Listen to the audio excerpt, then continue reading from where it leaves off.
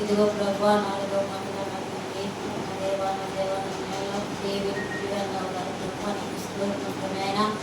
ఎంతో బాగా నాకు ప్రభా నీకు స్తోత్రములయ్యా. మా కొరకునైనా రక్తం కాల్చిన దేవడానికి స్తోత్రములైనా. ఈ దినం మీదనైనా ముళ్ళు పుచ్చుకుంటేనేనైనా ఎంతో బాధగా నా తండ్రి భరిస్తున్నాయినా. అయినా తండ్రి నిన్ననైనా కొరడాలతో దెబ్బలకి నా తండ్రినైనా మా కొరకునైనా ఆఖరి కొట్టు వరకు నా తండ్రి అయినా కాల్చిన దేవుడునైనా ఎంతో బాధగా నా తండ్రి నువ్వు అంటావు నా ప్రభా నీకు స్తోత్రములనైనా.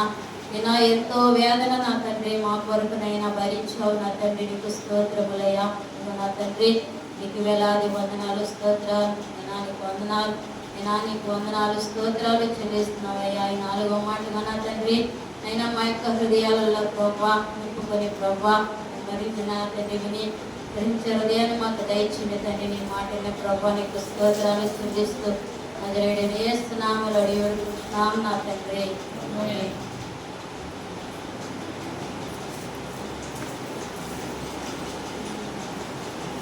మనిషికి 5వ మాట 6వ మాట పాస్ట్ సమానం చెప్పింది. దయచేసి ఒకసారి ఒకసారి లేచింది పడతారా? చాలాసేపు ఆయన కూర్చొని చాలాసేపు నేను లేపుదాం అనుకుంటున్నా, వాళ్ళు చెప్పిన దాన్ని నేను కంటిన్యూ చేస్తానికి సరిపోతుంది. ఓకే, మంచి పక్కన వాళ్ళతో దేవుడిని దీవించిన కాదండి. ఒకరే అన్నారా? పక్క కూడా అన్నారా? హల్లెలూయా. సంవత్సరానికి ఎంతసేపు ఉండే అవకాశం ఒకసారి వద్దు మందిరంలో. ఓకేనా?